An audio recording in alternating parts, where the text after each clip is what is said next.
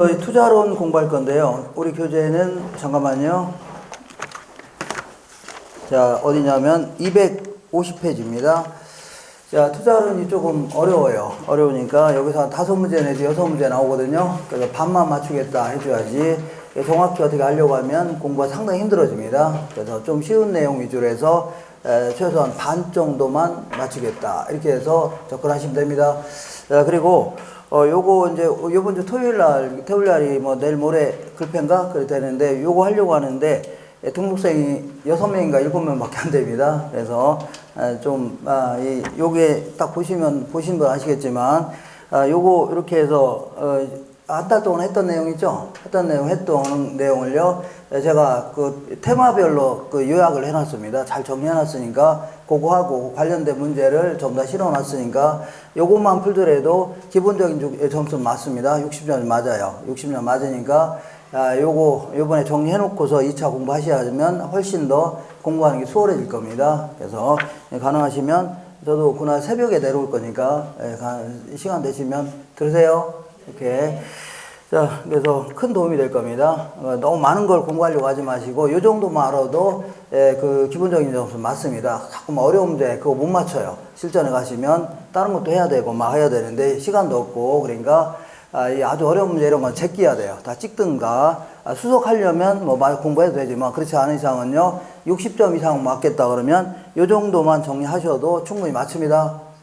알겠나요? 그러니까, 그 시간 되시면 나오세요. 못 나와요? 왜 못 나와요? 뭐 이유 가정에 뭐 바람 나갖고 누구 만난다며 바람 피려고 그러는 거구나. 그래서 자, 이 어디를 볼 거냐면요, 투자론 정리해 보겠습니다. 자, 다음 주에 제가 전체적인 틀을 한번 다시 갖추기로 하고, 여기서 이제 기본적인 상식을 갖추는데 초점을 맞출게요. 부동산 투자는 비싸요. 부동산은 비싸요, 싸요? 비싸기 때문에 때로는 은행에서 돈을 빌릴 필요가 있는데, 자, 은행 이자는 일반적으로 싸거든요. 왜 그러냐면, 은행은요, 이 담보로 잡고 돈을 빌려줍니다. 그러다 보니까 얘가 이 신용대출이라든가 이거와 달리 담보로 잡고 빌려주니까 돈 안 갚죠? 그럼 담보로 잡은 부동산을 팔아서 회수하려고 할 겁니다. 그러다 보니까 은행 입장에서는 오염이 커요, 작아요? 작죠. 그리고 정부에서 여러 가지 정도의 지원을 많이 해주기 때문에 이자율이 상당히 낮아요. 그러다 보니까 은행에서 돈 빌려서 투자하게 되면 은행한테 줄 돈이 얼마 대여한대요? 안 되기 때문에 내가 돈을 적게 투자해서 많이 벌어갈 수 있습니다. 이걸요, 지렛대 효과다 해줍니다. 그래서 이 앞부분에서 나오면 지렛대 효과를 물어봅니다. 한 장 넘겨볼게요. 252페이지 보시니까 맨 위쪽에 지렛대 효과 있어 없어요? 있죠. 이거 알아볼게요. 지렛대 효과를요, 영어로는 레버리지 효과 이렇게 얘기합니다. 레버리지 효과. 그래서 이따만한 큰 돌이 있는데 요걸 이제 들어 올리려고 합니다. 판자잭이 껴서. 그래서 판자잭이 껴서 이제 그냥 이렇게 들어 올리면은 돌이 올라가요? 안 올라가요? 안 올라가고 뭐가 부러져요? 뭐가 부러져요? 그냥 들어 올리면 허리가 부러집니다. 뭐가 부러져요? 허리. 함부로 막 들어 올리면 대화한대요? 안 됩니다. 그래서 뭔가 그래서 살짝 딱 괜 다음에 약간의 힘을 가하게 되면요, 괴력을 발휘합니다. 무슨 영이라고요? 괴력, 무지막지한 힘을 발휘합니다. 그래서 우리 일상생활에 이제 그 지렛대 효과를 응용하는 경우는 무지기술 많은 겁니다. 예를 들어 뭐 손톱깎이라든가 가위라든가 벤치라든가 이런 거 있죠? 오프너라든가 이런 거 전부 다 지렛대 효과를 응용해서 응용하는 거예요. 그리고 산업 현장에서 쓰는 거의 대부분의 이렇게 도구 같은 거 있죠? 이렇게 이 빠루라든가 이런 거 있습니다. 이런 거 망치는 아니고 이런 것들 있죠? 못 빼는 거라든가 철근 같은 거 휘는 거 이런 거 전부 다 지렛대 효과를 응용하는 겁니다. 엄청난 힘을 발휘해요. 그리고 저 뒤에 그 사물함 있어 없어요? 저기 이제 자물통 같은 게 이제 차여져 있는데, 만약에 이 열쇠를 잊어먹을 수 있어 없어요? 그러면 이제 벤치를 한 10배 정도 크게 만든 이제 절단기가 있습니다. 그걸로 이렇게 하게 되면 그 두꺼운 쇠가 이제 잘려나갑니다. 이거는 지렛대 효과가 아니면 잘릴 수가 없는 겁니다. 무지막지한 힘을 이게 발휘할 수 있어요. 지렛대 효과라는데 이것도 마찬가지로 내 돈만 투자하는 게 아니라 은행에서 돈 빌려 투자하게 되면 이 번 돈에서 은행한테 줄 돈이 얼마 돼야 한대요? 안 되기 때문에 내가 작게 투자해서 많이 벌어갈 수 있다는 얘기죠. 요거를요 지렛대 효과다 해줍니다. 이렇게 자 그림을 통해서 알아보겠습니다. 그림 여기 잘 보면 이렇게 여기 이제 있을 겁니다. 이렇게 잘 보면 자, 요 정도 해볼게요. 요 정도 이렇게 박스를 한번 그려볼게요. 이렇게 여기도 박스를 딱 그려볼게요. 자, 여기 내 돈입니다. 항상 몇 번 했지만 내 돈 1억 투자하게 되면 1년 동안에 이렇게 2천만 원 정도 벌 수 있는 투자안이 있다고 치자. 번 돈 혹은요 벌 수 있는 돈이 2천만 원을 벌 수 있는 1년 동안 벌 수 있는 투자안이 있는데 요걸 내 돈만 투자하는 게 아니라 은행에서 빌려 투자할 수도 있어 없어요? 있죠. 이렇게 해서 은행에서 똑같이 크기를 맞춰 볼게요. 이렇게 보겠습니다. 자, 여기 왔어요. 이렇게 요거를 전액 내 돈만 투자하는 게 아니라 은행에서 일부 빌려 투자할 수도 있어 없어요? 있죠. 그래서 편의상 어쨌거나 투자해서 이것도 2천만 원 정도 벌 수 있는 투자안이 있다고 치자. 2천만 원을 벌 수 있는 삐딱삐딱 하네요. 자, 2천만 원을 벌 수 있는 투자안이 있는데 요거를요 내 돈만 투자하는 게 아니라 은행에서 빌려 투자할 수 있죠. 편의상 반을 빌렸다고 치자. 반을 그러면 은행에서 얼마 빌린 거예요? 5천만 원 빌린 거 아닙니까? 맞죠? 5천만 원 빌렸고 1억짜리 부동산인데 은행에서 5천만 원 빌렸죠. 그리고 내 돈 얼마 투자했어요? 내 돈 5천만 원 투자했네요. 맞죠? 그러면 1년 동안 번 돈을 은행하고도 내가 나눠 가져야 되죠. 은행도 결국 투자한 꼴이 되는 거니까. 근데 은행은 우리한테 돈을 왜 빌려줍니까? 이자 받으려고 빌려주는 겁니다. 뭘 받으려고요? 이자 받으려고 빌려주는 겁니다. 그리고 원금은요 나중에 부동산 팔아서 갚는다고 생각하시면 돼요. 그러면 은행 이자율은 4%라고 치자. 몇 퍼센트라고요? 4%라고 치자. 자, 그러면 은행한테 자, 1년 동안 돈 벌어서 4% 이자 주면 되는 거예요. 그러면 5천만 원에 4% 하면 그 전에 계산기 다른 거 좀 하긴 했는데 0.04를 곱하면 돼요. 뭘 곱하라고요? 앞으로 두 칸 가니까 0.04를 곱하면 얼마 주면 돼요? 200만 원 꼴랑 주면 돼요. 얼마 준다고요? 200만 원 주면 돼요. 그러면 나머지는 누가 가져가요? 내가 번 돈 아닙니까? 맞죠? 이자 빼면 나머지 다 내가 가져가는 거 아닙니까? 그러니까 내가 번 돈이 무려 1,800만 원이 되는 겁니다. 자, 이런 식으로 은행에서 돈 빌려 투자했더니 내 돈 반만 투자하고도 거의 2천만 원 가까이 벌어가는 거죠. 반만 투자하고도 거의 얼마라고요? 2천만 원 가까이 벌어가는 거 아닙니까? 그죠? 왜 이런 효과가 나타나냐면 한마디로 얘기한다면 은행 이자가 싸서 그런 겁니다. 뭐가 싸서요? 은행 이자가 싸서 그런 거예요. 자, 이걸 조금 논리적으로 한번 해볼게요. 자, 지금부터 총자본 수익률이라는 게 뭐냐면 자, 총자본 수익률이다. 요거는 총 투자액 대비 총 투자액이 얼마야? 두 개 합치니까 1억이죠? 이거 합친 걸 1억이라는 겁니다. 그 다음에 내가 번 돈, 은행이 번 돈 합친 게 차지한 비율 얼마라고요? 2천만 원입니다. 그 계산하면 0.2가 되니까 20%예요. 몇 프로라고요? 20%. 그러니까 총 자본 수익률은 몇 프로라고요? 2%. 전체 투자액 대비 전체 가져가는 돈 있죠? 요게 몇 프로라고요? 20%. 그럼 이것도 마찬가지로 총 자본 수익률 계산해 볼게요. 총 투자액이 얼마예요? 1억 아닙니까? 은행에서 빌린 돈 하나도 없으니까 1억이네요. 그 다음에 내가 번 돈, 은행이 번 돈 합친 게 얼마예요? 2천만 원이니까 은행이 벌어가는 거는 없죠? 요것도 마찬가지로 몇 프로라고요? 20%가 됩니다. 요것도 몇 프로라고요? 20%. 그러니까 총 자본 수익률은 항상 같은 겁니다. 항상 같아요. 왜 그러냐면 누가 더 투자하냐, 번 돈에 누가 더 가져가냐 이 차이만 있는 거지 실제는 다 같아요, 안 같아요? 다 같은 겁니다. 그러니까 이게 본질적 의미의 수익률이 될 수 있는데 근데 만약에 은행 요거를요 저당 수익률 해줄게요. 무슨 수익이라고요? 은행 이자율을 다른 말로 저당 수익률 해줄게요. 근데 은행 이자는 4%밖에 안 된다는 얘기죠? 그죠? 그러니까 나머지를 내가 다 가져가서 그런 겁니다. 총 자본 수익률은 항상 같아요, 달라요? 같은데 은행은 투자액 대비 4%밖에 안 가져가죠? 나머지를 내가 다 가져가서 그런 겁니다. 왜 그래? 자, 봐, 이렇게 볼게요. 만약에 은행 이자도 20%라고 치자. 은행도 몇 프로라고요? 20%다. 그러면 5천만 원에 20% 하면요, 1,000만 원이거든요. 얼마라고요? 1,000만 원. 그러면 은행이 얼마 가져가요? 1,000만 원 가져가니까 나도 얼마 가져가요? 나도 1,000만 원 가져가는 겁니다. 나도 번 돈이 얼마라고요? 1,000만 원이요. 그래서 은행도 20% 가져가고 나도 20% 가져가는 거예요. 이때는 지렛대 효과 나타나 안 나타나요? 안 나타나는데 그 은행 이자는 4%밖에 안 된다는 얘기죠. 그러니까 나머지 내가 다 가져가서 그런 겁니다. 이걸 뭐라고요? 정의 지렛대 효과라는 겁니다. 뭐라고요? 정의 지렛대 효과라는 것은 내 돈 투자액 대비 수익률이 점점 커진다는 얘기죠. 왜 그러냐면 총 자본 수익률은 항상 같아요, 달라요? 같은데 저당 수익률은 형편없이 낮다는 얘기죠. 그래서 이런 효과가 나타나는 겁니다. 되셨죠?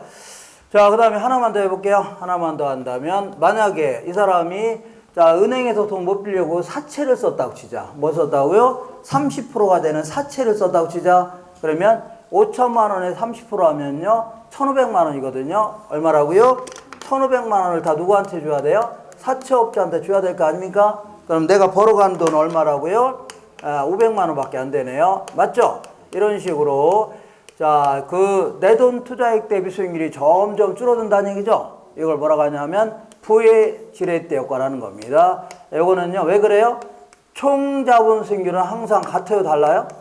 항상 같은데 은행 이자율이 사채업자한테 은행 이자율이 더 크다는 얘기죠. 그럼 사채업자에 퍼주고 났더니 남는 게 있어, 없어요? 없어서 그런 겁니다. 되셨죠? 그래서 요걸 뭐라고 하냐면 중립적 레버리지다 됩니다. 뭐라 한다고요? 중립. 자, 어렵게 생각하지 마시고 어렵게 생각하지 마시고 총 자본 수익률은 항상 같아요, 달라요? 같은데 은행이자가 더 싸다는 얘기죠. 이런 걸요 정의 지렛대 효과. 오히려 은행이자가 더 비싸다는 얘기죠. 이걸 뭐라고요? 부의 지렛대 효과. 똑같다는 얘기죠. 이걸요 중립적 레버리지라는 겁니다. 이해가 되겠나요? 잘 생각하시면 돼요. 이렇게. 자, 문제를 통해서 확인해 볼게요. 문제를 통해서. 자, 그리고 지금까지는 제가 레버리지 효과에 대해서 얘기했지만 오염이라는 얘기는 한 적이 있어, 없어요? 없죠. 그러면 은행에서 돈 많이 빌리게 되면 나중에 자, 이 그 정의 지렛대 효과가 나타나는 게 일반적입니다. 어쨌거나 빚을 많이 지게 되면 그만큼 오염도 더 커질 수 있는 겁니다. 빚을 많이 지게 되면 그만큼 위험도 더 커져요, 작아져요? 커질 수 있어요. 이걸 뭐라고요? 금융적 위험이라는 겁니다. 예컨대 가장이 사업을 하다가 망했다. 그러면 그 빚이 거의 없다. 그럴 경우는 그냥 퍼쳐나갑니다. 근데 막 빚이 무지하게 많다는 얘기죠. 그럼 바로 경매 들어오고 압류 들어오고 할 거 아닙니까? 그럼 바로 더 크게 망할 수 있다는 얘기입니다. 이런 거 뭐라고요? 금융적 위험이라는 겁니다. 되셨죠? 그런 얘기입니다. 예. 다시 한번 읽어볼게요. 어디냐면 252페이지 맨 위에 볼게요. 자, 맨 위에 지렛대 효과의 의의라고 돼 있어, 안 돼 있어요? 있는데 1번에 동그라미 1번에 타인으로부터 빌린 차입금을 부채라는 겁니다. 자, 이 부채를 지렛대 삼아 자기 자본 수익률의 진폭을 크게 하는 거 있죠? 이렇게 자, 이익을 크게 할 수도 있고 손해를 크게 할 수도 있는 겁니다. 진폭을 크게 하는 건데 2번도 기억하셔야 돼요. 투자 금액 대비 차입 비율이 클수록, 다시 말하면 돈을 많이 빌릴수록 지렛대 효과도 크게 하지만 그만큼 지분 투자자가 부담하는 금융상 위험도 커져요, 작아져요? 커질 수 있다는 얘기죠. 그러니까 안 빌렸을 때에 비해서 훨씬 더 커질 수가 있다는 얘기입니다. 이걸요 금융상 위험도 커질 수 있다 그런 얘기입니다. 되셨죠? 자, 문제를 통해서 확인할게요. 253페이지 위쪽 박스 바로 아래 기출문제 보겠습니다. 자, 다른 거 좀 하지 마세요. 왼쪽에 있는 거 어려운 겁니다. 나중에 해주세요. 1번 볼게요. 정의 레버리지 효과는 총 자본 수익률이 뭐보다 클 때요? 저당 수익률보다 클 때. 총 자본 수익률, 다른 말로 종합 수익률, 총 투자 수익률 다 똑같은 거예요. 요약집에다 적어놨습니다. 그래서 총 자본 수익률이 뭐보다 클 때요? 저당 수익률보다 클 때 정의 레버리지 효과가 나타납니다. 2번 볼게요. 부의 레버리지 효과란 부채 비율이 커질수록 자기 자본 수익률이 점점 하락한다는 얘기죠. 이걸요, 부의 레버리지 효과. 부채를 많이 빌릴수록 내돈 투자액 대비 수익률이 점점 줄어드는 거 있죠. 이걸요, 부의 레버리지 효과. 그 다음에 4번 해볼게요. 중립적 레버리지란, 얘는요, 중립적 레버리지는, 자, 총 자본 수익률과 저당 수익률이 같아요, 달라요? 같다는 얘기죠. 그때는 지렛대 효과가 안 나타납니다. 4번 볼게요. 중립적 레버리지란 부채 비율이 변화해도 자기 자본 수익률은 변해 안 변해요? 안 변한다는 얘기죠. 이걸 뭐라고요? 중립적 레버리지 해줍니다. 되셨죠? 이렇게 마지막으로 한 번만 더 정리할게요. 다들 아니시지만, 자, 총 자본 수익률은 언제나 같아요, 달라요? 같은데 은행이자가 싸다는 얘기죠. 이걸요, 정의 레버리지. 그 다음에 은행이자가 더 비싸다는 얘기죠. 이걸요, 부의 레버리지. 똑같다는 얘기 아닙니까? 이런 걸요, 중립적 레버리지. 정리할 수 있나요? 자, 요때 요 한 장 넘겨보시면 요 계산 문제가 이제 2년에 한 번 꼭 물어보니까 요 계산할 줄 아셔야 됩니다. 자, 2번하고 3번은 매우 어려운 거니까 지금 하지 마시고 1번 같은 형태로 자주 물어봅니다. 자, 부동산 투자에서 이거 주요되죠? 자, 지금부터 자기자본 수익률을 계산하는데, 자기자본 수익률은요, 내돈 투자액 대비 내가 가져가는 돈 있죠? 여기에 차지하는 비율을 얘기합니다. 이걸요, 자기자본 수익률 아니면요, 지분 수익률 이렇게 얘기합니다. 자, 다시 할게요. 자기자본 수익률은요, 내돈 투자액 대비 내가 가져가는 돈 있죠? 요걸요, 가져간 돈이 차지한 비율을 지분 수익률. 그러니까, 자, 지금부터 내돈 투자액을 지분 투자액 이렇게 할게요. 자, 투자론에서는 내 돈을요, 지분, 은행에서 빌린 돈을요, 저당해 줍니다. 지분 투자액 대비. 자, 내가 이제 1년 동안 버는 돈이 있는데, 벌어가는 돈 중에 장사해서 번 돈을 순 영업소득이라는 겁니다. 자, 여기서는요, 입문 과정에서 얘기하는 거라 세금 효과는 무시합니다. 소득세는 무시하고, 그러면 순 영업소득이 장사해서 버는 돈인데요. 뭐가 돈이라고요? 장사해서 버는 돈. 그리고 내가 10억짜리 부동산을 상가를 구입했는데 1년 동안에 장사해서 번 돈도 있지만 부동산 가치가 오를 수도 있어, 없어요? 그러니까 10억짜리가 한 1억 오를 수 있죠? 요거 팔더라도 내 거 되는 거 아닙니까? 10억짜리가 11억에 팔았으면 1억 남겨먹었죠? 요것도 내 거 아닙니까? 이게 바로 부동산 가치가 올라간 것도 내가 번 돈이 되는 겁니다. 이렇게. 그리고 만약에 은행에서 빌린 돈이 있다면 이자는 빼줘야 되겠네요. 이자. 이렇게 바로 내가 가져가는 돈이 되는 겁니다. 이렇게 계산하는 거를요, 자기자본 수익률 아니면요, 지분 수익률 이렇게 얘기합니다. 되셨죠? 그럼 읽어볼게요. 1번. 부동산 투자에서 기업번의 타인 자본을 40% 활용하는 경우와 타인 자본을 전혀 활용하지 않는 경우에 1년간의 자기자본 수익률을 계산해봐라. 이렇게 해볼게요. 1년간의 자기자본 수익률. 그 박스 볼게요. 박스에 부동산의 매입 가격은 2만 만원. 뭐 이렇게 써놨는지 짜증납니다. 그냥 2억짜리입니다. 얼마짜리라고요? 2억. 자, 2억짜리 이렇게 쓰면 얼마나 좋습니까? 그리고 1년 후에 부동산을 처분한답니다. 순 영업소득은 700만원. 그리고 보유기간 동안에 부동산 가치가 얼마 올랐어요? 3% 올랐고, 이자율은 몇 프로라고요? 5%죠? 요것만 아시면 다른 거 몰라도 돼요? 나중에 팔다고 해도, 나중에 갚는다고 생각하시면 돼요, 원금은. 자, 그러니까, 자, 첫 번째 해볼게요. 기업번은 은행에서 몇 프로 빌린 경우에요? 은행에서 40% 빌린 경우죠? 그러면 지금부터 우리 투자론에서는요, 내돈 투자액을 지분 투자액, 은행에서 빌린 돈을요, 저당 투자액, 약속하는 겁니다. 약속하는 거예요. 자, 내돈 투자액을 뭐라고요?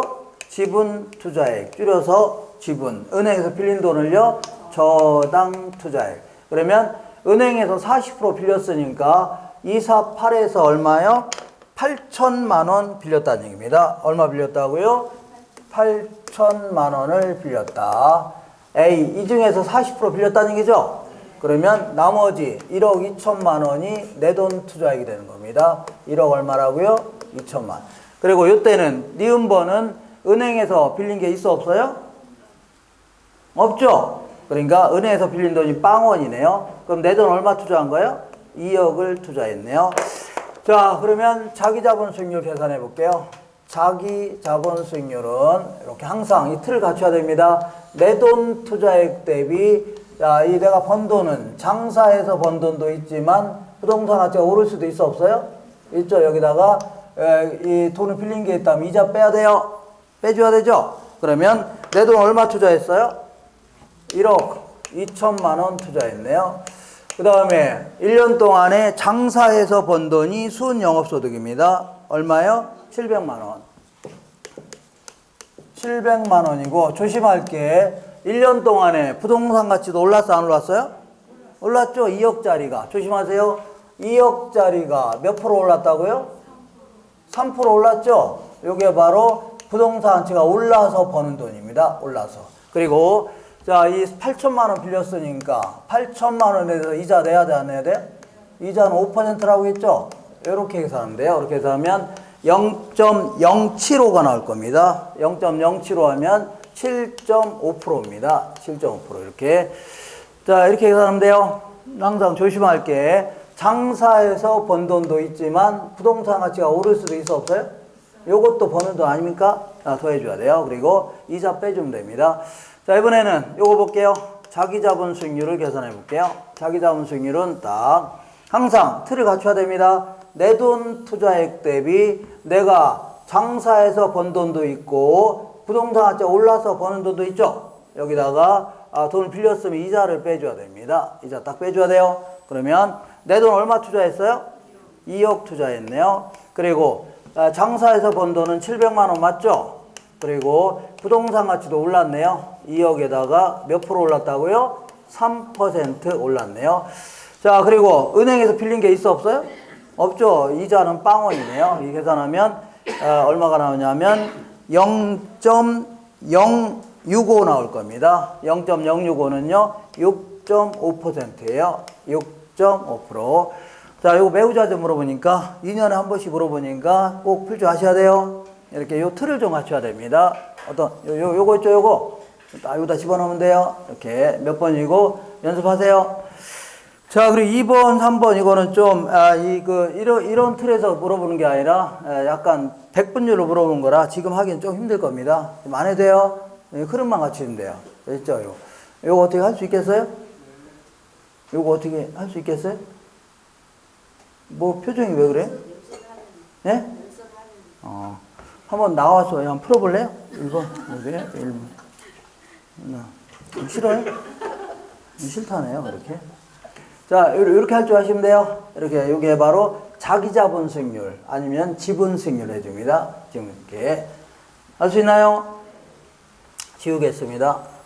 지워도 되죠? 지울게요.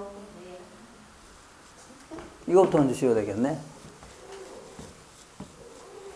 에이, 그러니까 나중에 중개사 되시면 주변에 이제 상가들이 자, 이 수익률을 계산해달라면 요거 계산해줘야 돼요. 이게 본질적인 수익률입니다. 내 돈 투자액 대비 내가 가져가는 게 있죠? 요게 중요한 겁니다. 이렇게 계산하려고 할 겁니다. 사람들이.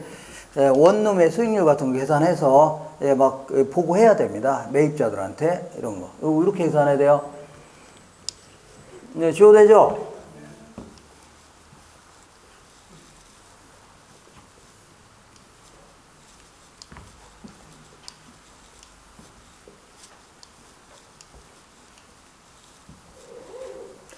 자, 지금부터 이제 수익률이 뭐고 오염이 뭐냐 이런 거 알아보겠습니다.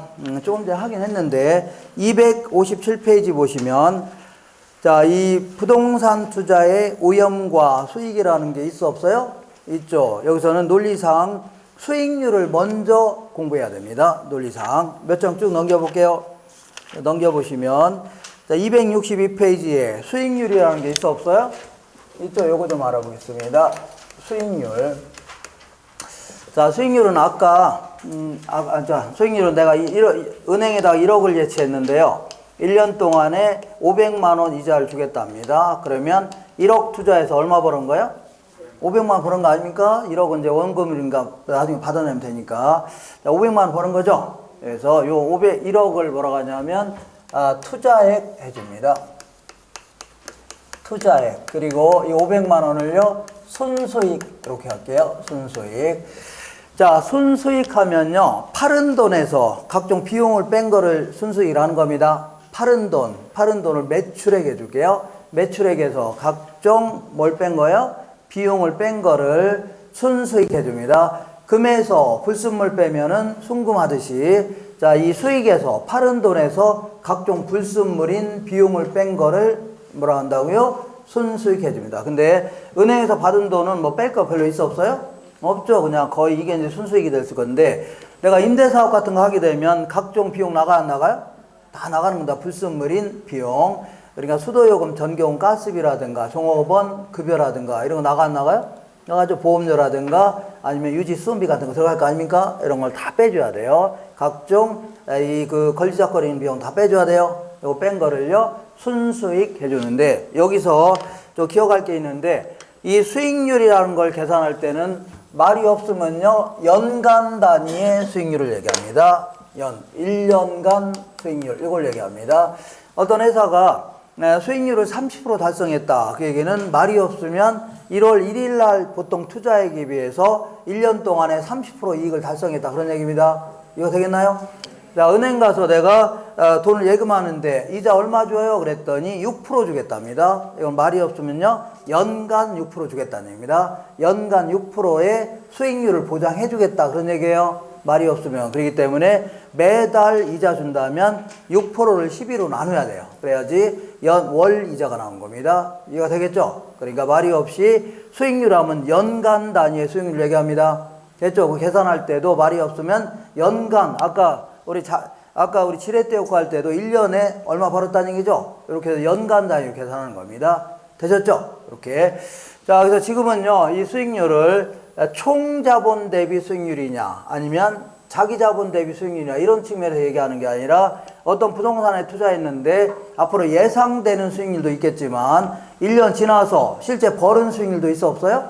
이제 이런 측면에서 따져보는 겁니다. 편의상 내 돈만 투자했다고 간주해 볼게요. 뭐라고요? 간단히 여기서 내 돈만 투자한다 과정에서 자, 여기가 노량진이 딱 있는데 노량진에 가서 친구들이 고시원 사업에서 돈을 많이 벌었다고 하길래 나도 한번 해야 되겠다는 얘기죠. 그래서 중개업소에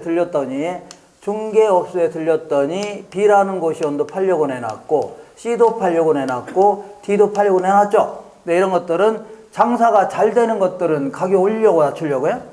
권리금 막 받고 막 팔려고 할 거 아닙니까? 예, 그러니까 내 입장에서는 장사가 잘 되는 것들은 가격이 올라가 안 올라가요? 올라가니까 투자액이 올라갈 겁니다. 그러면 요거는 동일하다고 간주한다면 수익률은 떨어질 수밖에 없어요. 비싸게 구입하는 바람에. 거꾸로 어떤 부동산은 장사가 지질이 안 된다. 그런 것들은 싸게 팔려고 해? 비싸게 팔려고 해요? 계속 손해보니까 어떻게든 무슨 헐값에도 팔려고 하죠. 그럼 내 입장에서는 투자액이 작아지는 바람에 투자 금액이 작아지는 바람에 수익률이 올라갑니다. 그러다 보니까 이 지역에 어떤 고시원을 구입한다 하더라도 결국은요 10% 정도밖에는 못 얻는다. 10%보다 높은 것들은 자꾸 가격 올리려고 하고 10%가 안 되는 것들은요 싸게 팔려고 하죠. 그러다 보니까 몇 프로라고요? 10% 정도밖에는 못 얻는다고 치자. 평균적으로. 근데 간혹 가다 보면 부동산이 싸게 나오는 게 간혹 있어 없어요? 있다는 얘기죠. 그러니까 자, 우리 그 상가는요 권리금이라는 게 붙는데 권리금을 제대로 계산한 사람 거의 없습니다. 어떻게 남들이 전부 다 1억 붙이니까 나도 1억 붙이겠다 그런 얘기지. 왜 1억 붙였어요? 하면 몰라요. 나도 몰라. 근데 남들이 붙이니까 붙인다고 하지. 근거도 하나도 없습니다. 없어요. 그래 이렇게 해서 보면 싸게 나오는 것도 있고, 그죠? 그러다 보니까 남들은 다 1억 붙이는데 어떤 사람 못 모르고 5천만 원 붙일 수 있어 없어요? 이렇게 좀 싸게 나오는 게 간혹 있습니다. 그리고 아파트도 이 애가 이제 수술한다든가 외국으로 이민 가려고 하다 보니까 돈이 급해서 좀 싸게 나올 수도 있어 없어요? 있고, 어떤 사람은요 이 시세 같은 거 인터넷 같은 거 잘 몰라서 좀 싸게 나올 수도 있어 없어요? 있죠. 그래서 무슨 연유든 좀 저평가돼서 나오는 게 있어 없어요? 있다는 얘기입니다. 그래서 이게 바로 아주 싸게 나온 부동산입니다. 이걸 잽싸게 자 중개업 하다 보면 좀 싸게 나오는 게 간혹 보입니다. 그거 관리하는 게 주된 돈 버는 지름길인데 어쨌든 오래 하다 보면은 싸게 나오는 게 보여요, 안 보여? 보입니다. 이게 좀 싸게 나온 부동산입니다. 그래서 이걸 잽싸게 1억에 구입한다면 2천만 원 정도 벌 수 있답니다. 그럼 이때 수익률은 몇 프로예요? 0.2니까 20% 벌 수 있다는 얘기죠. 그러면 다른 데 투자하면 10% 정도밖에 못 버는데 여기는 몇 프로예요? 20%나 벌 수 있으니까 당연히 여기다 투자하려고 안 하려고요? 하려고 하죠. 그래서 지금부터 자기가 투자하려고 하는 부동산으로부터 계산된 수익률을요, 기대 수익률 해줍니다. 다른 데 투자했더라면 이 정도는 평균적으로 벌 수 있다고 치자. 이걸 뭐라고요? 요구 수익이라는 겁니다. 되셨죠? 당연히 얘가 얘보다 클 때 투자하는 거죠? 얘가 얘보다 클 때 투자하는 겁니다. 그래서 진짜 여기다 투자했더니 1억을 투자했는데 A에 투자했습니다. 1년 지나서 실제로 2,500만 원 벌었답니다. 실제로. 그럼 몇 프로 벌은 거예요? 25% 벌은 거 아닙니까? 그래서 요걸 뭐라고 하냐면 실현 수익률 이렇게 얘기하는데 요 실현 수익률은 투자 결정과는 아무런 관계가 없는 겁니다. A에 투자할까 B에 투자할까 고민하는 과정에서는 필요해? 안 필요하죠? 얘는 A에 진짜 투자했더니 1년이 지나서 실제 벌은 수익률 아닙니까? 그러니까 투자 결정과는 관계가 있어 없어요? 전혀 관계가 없는 겁니다. 되겠죠? 그러니까 얘는 그냥 1년 지나서 투자가 진짜 잘 됐네 하는 한 거에 근거에 불과한 겁니다. 그래서 투자는 뭐와 뭐를 가지고 투자한다고요? 기대 수익률과 요구 수익률 가지고 투자하는 겁니다. 기대 수익률이 뭐보다 클 때요? 요구 수익률보다 클 때 이러한 부동산은 채택이 된다 해줍니다. 만약에 기대 수익률이 요구 수익률보다 작다 그러면 이런 건 선택하면 돼야 한대요? 기각시켜야 됩니다. 아주 간단한 거 아닙니까? 얘가 얘보다 클 때 투자하는 거죠? 다만 여기가 왜 한 10%가 형성되어 있냐? 요게 약간 의심스러운데 조금 더 할 겁니다. 어쨌거나 지금 이렇게 마세요. 다른 데 투자했더라면 이 정도는 평균적으로 벌 수 있다고 치자. 근데 얘는 이거 이상 벌 수 있어 없어요? 있으니까 당연히 여기다 투자하는 겁니다. 만약에 기대 수익률하고 요구 수익률이 같답니다. 같다. 이런 경우에도 채택은 가능하다. 자, 왜 그러냐면 10% 정도 벌 수 있다는 얘기는 남들 버는 정도의 평균적인 수익률, 남들 버는 정도 있죠? 먹고 살 만큼의 정상적인 이윤 정도는 벌 수 있다는 얘기입니다. 아주 큰 돈은 못 벌지만 남들 버는 정도의 평균적인 수익률은 벌어요, 못 벌어요? 벌 수 있다는 얘기죠. 얼마든지 투자가 가능한 겁니다. 되셨죠? 아주 간단한 겁니다. 자, 근데 만약에 이제 이 사람이 1년 동안 이제 장사 잘해서 돈을 많이 벌었습니다. 많이 벌어갖고 외국으로 이민 가려고 해요. 이민 가려고 하니까 부동산 팔고 가야 되겠죠? 그죠? 안 팔아도 되지만 팔고 갈 수 있죠? 그러면 팔려고 이제 내놨는데 어떤 사람이 찾아와서 안 찾아왔어요? 찾아와서 한다는 얘기가 장사 무지하게 잘 되네요. 투자액 대비 수익률이 좋다는 얘기죠. 그래서 자기한테 팔으래요. 그래서 내가 뭐라고 했어요? 그래 너 얼마 줄래 했더니 그 한다는 얘기가 중개사님한테 물어봤더니 뭐 1억에 투자했다며요? 자기도 1억을 드리겠답니다. 그럼 내가 뭐라고요? 꺼져 그럽니다. 뭐란다고요? 꺼져. 그래서 내 입장에서는 남들보다 높은 수익을 얻고 있어 안 얻고 있어요? 얻고 있으니까 당연히 가격 올리려고 낮추려고 해요? 올리려고 하니까 그 다음 사람은요 기대치가 떨어지기 시작할 겁니다. 알겠죠? 에이 내가 어제 아파트 금매로 싸게 했는데 오늘 판다 하더라도 어제 싸게 구입한 거 그대로 팔아요? 정상적 가격 받고 팔아요? 당연히 올리려고 할 거 아닙니까? 그러니까 당연히 올리려고 안 올리려고요? 올리려고 하니까 그 다음 사람은 기대치가 떨어지겠죠? 그러면 어디까지 가격이 올라가나 볼게요. 얘보다 높은 하는 계속 올리려고 하죠? 그죠? 그러니까 얘가 10% 될 때까지 몇 프로라고요? 10% 될 때까지는 계속 올리려고 할 겁니다. 그래서 결국은요 장기적으로 기대 수익률이 뭐는 같아져요? 요것으로 같아지는 겁니다. 그러니까 장사도 이렇게 처음에 장사 잘하는 사람 있죠? 그런 사람이나 큰 돈을 번 거지 나중에 팔 때는 권리금 많이 받고 팔죠? 부동산도 어떻게 싸게 구입한 사람이나 큰 돈을 버는 거지 나중에 팔 때는 제 가격 받고 팔아 안 팔아요? 그러니까 그 다음 사람들은요 평균적인 수익률 정도밖에는 못 얻는다 그런 논리입니다. 되셨죠? 이렇게 하시면 돼요. 지금까지 한 거를 문제를 통해서 확인해 볼게요. 일단 내용을 정리할게요. 262페이지 볼게요. 262페이지 아래에서 6번째 줄에 기대 수익률 있어 없어요? 이쪽 동그라미 1번에 투자 대상으로부터 기대되는 예상 수익과 예상 지출을 기초로 해서 계산된 수익률을 얘기하는데 맨 아래 기출 좀 해볼게요. 기대 수익률은 부동산 투자에서 기대할 수 있는 예상 수익과 예상 지출로 계산된 수익률이 있죠. 요걸 얘기합니다. 자, 오른쪽에 이 요구 수익률은요, 조금 이따 하겠지만 얘는요, 이 시장에서의 위험 수준에 따라 결정되는 겁니다. 뭐에 따라서요? 오염 수준에 따라서 오염이 커지면요, 그에 상응하는 자꾸 높은 수익을 요구합니다. 조금 이따 하기로 할게요. 한번 읽어볼게요. 263페이지 맨 위에 보니까 요구 수익률 있어 없어요? 있죠. 동그라미 1번에 투자에 대한 위험이 주어져 있을 때 투자자가 대상 부동산의 투자를 결정하기 위하여 보장되어야 할 최소 한도의 수익률. 그러니까 여기다 투자하려면 이 정도는 최소한 버려야 돼, 안 버려야 돼요? 버려야 되죠. 이걸요. 최저 필수 수익률 이렇게 합니다. 최저 수익률. 요건 조금 이따 하기로 하고 하나 넘겨볼게요. 하나 넘기면 264페이지 딱 중간 정도에 실현 수익률 있어 없어요? 있죠. 동그라미 1번에 실현 수익률이란 투자가 이루어지고 난 후에 실제로 달성된 수익률을 얘기하는데 얘는 동그라미 2번에 첫 번째 줄 맨 끝에 게 투자 선택 시 직접적인 관계가 있어 없어요? 없는 겁니다. 투자 선택할 때는 예와 예를 가지고 하는 겁니다. 예를 예. 자, 오른쪽에 문제를 알아보겠습니다. 오른쪽에 맨 위에 문제 있어 없어요? 있죠? 기출문제. 투자 결정은요. 자, 265페이지 맨 위에 투자 결정은 기대 수익률과 요구 수익률을 비교함으로써 이루어지는데 투자자는요. 투자 대안의 기대 수익률이 뭐보다 클 때요? 요구 수익률보다 큰 경우에 투자하게 됩니다. 자, 그리고 요거는 약간 어려운데 자, 이런 경우에는 가격 올리려고 낮추려고 해요? 올리려고 할 거 아닙니까? 근데 거꾸로 잘 보세요. 약간 이런 것도 문제 물어보면 좀, 못 풉니다. 잘. 자, 1억 투자하니까 이 500만 원밖에 못 버는 투자안이 있다. 그러면 몇 프로라고요? 5%밖에 못 버는 부동산이죠? 그럼 이런 부동산은 사람들 살려고 안 살려고요? 안 살려고 하니까 싸게라도 팔아야 안 팔아야 돼요? 팔아야 될 거 아닙니까? 그러니까 점점 가격은 낮아져 올라가요? 낮아집니다. 그럼 그 다음 사람들은 투자액이 줄어드니까 이거는 동일하다 관저한다면 수익률이 올라가 안 올라가요? 올라갑니다. 그럼 어디까지요? 얘보다 낮은 한은 계속 떨어지는 겁니다. 어딜 때까지요? 같아질 때까지. 알겠나요? 이거 좀 어렵네요. 오케이. 자, 이것도 문제 내면 못 풉니다. 이런 거 별거 아니면서. 자, 읽어볼게요. 2번 볼게요.